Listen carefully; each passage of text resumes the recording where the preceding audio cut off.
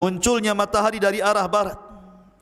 Kemudian yang keempat kata Rasul, nuzulu Isa, turunnya Isa bin Maryam. Kemudian yang kelima, wa Ya'juj wa Ma'juj, keluarnya dua kabilah besar, Ya'juj dan Ma'juj. Kemudian yang keenam, wa thalathatu khusuf, ada 3 gempa besar. Yang keenam gempa di arah timur, yang ketujuh gempa di arah barat, yang kedelapan gempa di Jazirah Arab. Kemudian kata Nabi SAW, dan yang terakhir manusia akan digiring oleh api dari Adan menuju Syam.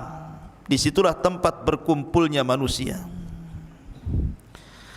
Ma'asyiral muslimin, di sini Nabi SAW menyebutkan nuzul Isa. Isa akan turun. Untuk apa Isa turun itu? Kenapa Isa turun di akhir zaman setelah diutusnya Nabi SAW?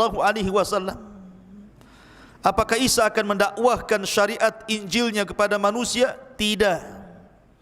Tugas Isa turun bukan itu.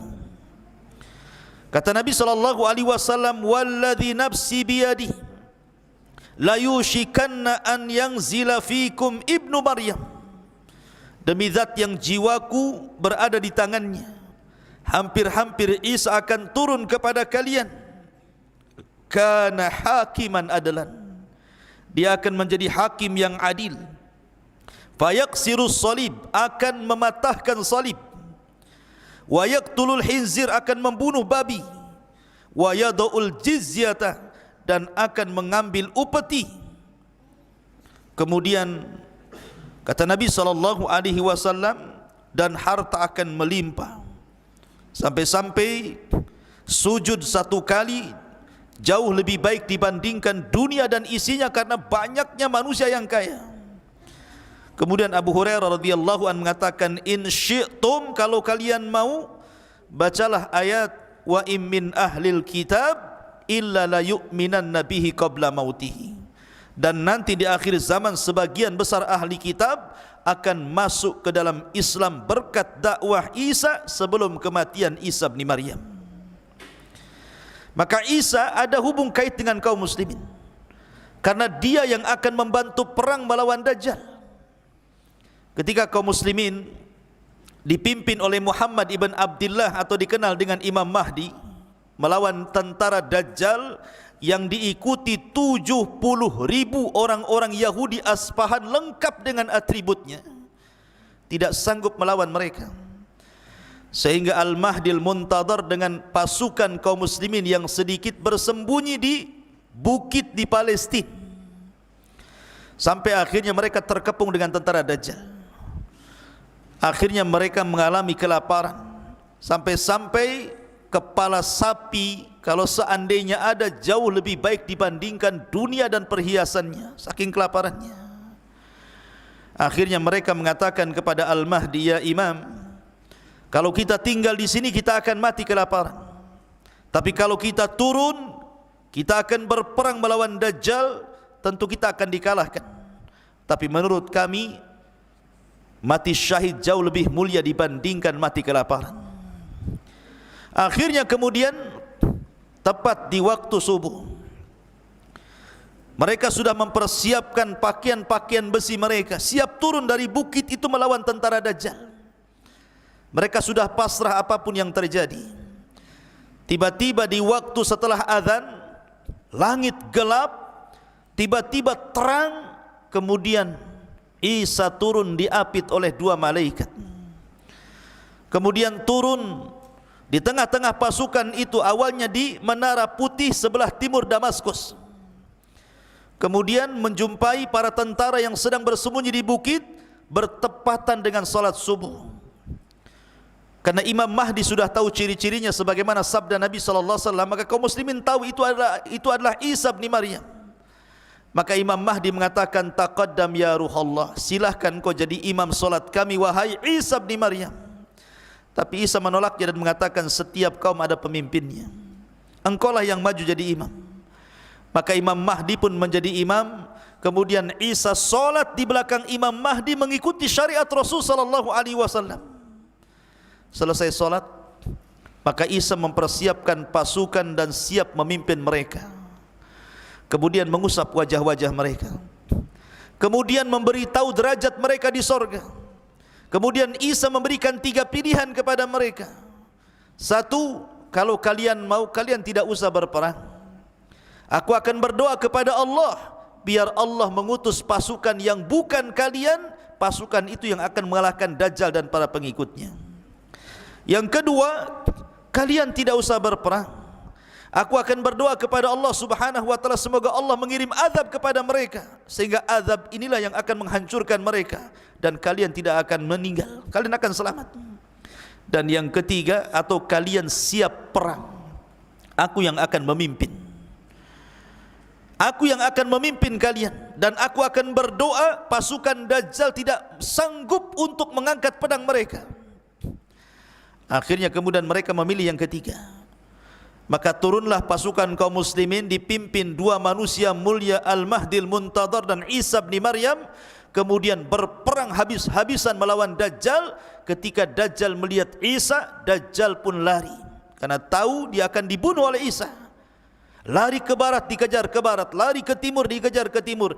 Ketika Dajjal tidak ada tempat untuk berlari, tepat berada di tengah-tengah kota Israel. Disitulah kemudian Dajjal dibunuh di tangan Isa bin Maryam, ditebas kepalanya, kemudian kepalanya dilempar kepada pasukan orang-orang Yahudi, ketakutanlah mereka. Ketika kemudian Dajjal meninggal dunia, kemudian orang-orang Yahudi ketakutan, maka mereka lari tunggang langgang bersembunyi di batu. Tiba-tiba batu bisa bicara, "Ya Muslim, Yahudi di belakang saya, bunuh dia." Sembunyi di pohon-pohon bisa bicara.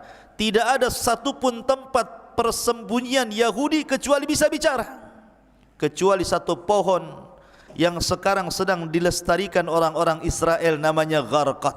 Tidak mau bicara dia. Makanya orang-orang Yahudi nanam gharqad sampai hari ini. Pohon gharqad, pohonnya orang-orang Yahudi, sejenis cemara begitu, tapi cemara bukan gharqad, ya. Ma'asyiral muslimin, ikhwan akhwat yang dimuliakan Allah Azza wa Jal, maka ketika Dajjal meninggal, Isa bin Maryam memimpin kaum muslimin, berhukum dengan keadilan, mematahkan salib, membunuh babi, kemudian bumi kembali berkah sebagaimana permulaan ciptaannya. Sampai-sampai pohon delima, 1 buah delima itu 10 orang bisa masuk ke dalam cangkangnya. Kita bisa bayangkan berapalah buah delima itu besarnya, paling sekepal. Tapi di masa Isa bin Maryam, delima itu besar, sampai 10 orang bisa masuk ke dalam cangkangnya. Gimana isinya? Satu saja, 1 butir antum sudah mencret.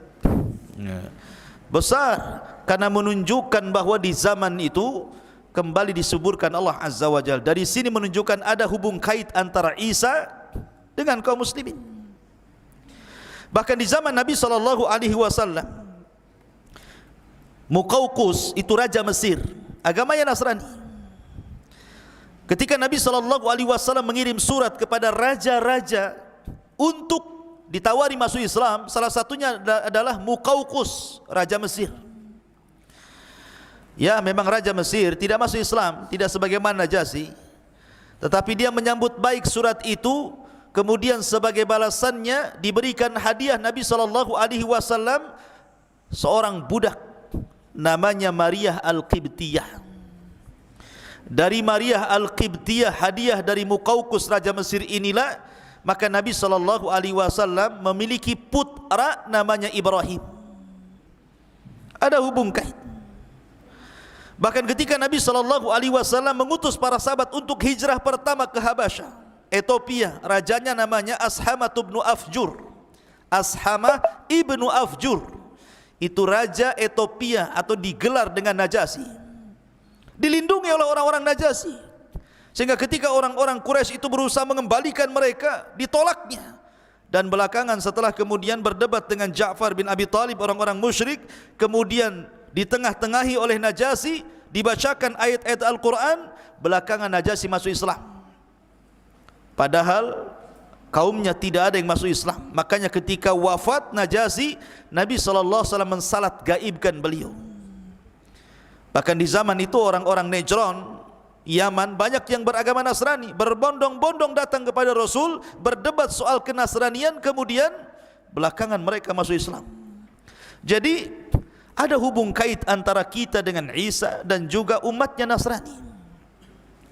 Ma'asyiral muslimin yang dimuliakan Allah Azza wa Jalla, makanya wajar kalau Al-Quran itu secara komplit menjelaskan sejarah Isa sejak lahirnya, ibunya, siapa yang mengkafilnya, sampai di waktu dewasanya, sampai diangkatnya, betul-betul dijelaskan secara detail dalam Al-Quran, menunjukkan bahwa kita mengakui Isa bin Maryam, dia adalah agama bagi orang Nasrani, nabi bagi orang Nasrani, sebagaimana kita mengakui Musa adalah nabi bagi agama Yahudi. Tapi mereka tidak pernah mengakui nabi kita. Jahatnya mereka tidak pernah mengakui nabi kita. Makanya ketika Imam Al-Baqillani rahimahullahu ta'ala berdebat dengan seorang Nasrani dan mengatakan, kata Nasrani ini, ya Baqillani, kenapa agamamu fanatik sekali? Kata Imam Baqillani, kenapa emangnya? Kalian melarang menikahkan putri-putri kalian dengan kami orang Nasrani dan juga orang-orang Yahudi, sementara kalian membolehkan menikahkan laki-laki kalian dengan putri-putri kami. Kata Imam Baqillani, karena kami umat Islam mengakui kuasa bagi kalian dan mengaksa kepada Yahudi, tapi kalian Muhammad sallallahu alaihi wasallam kepada masuk pada kisah siapa dia.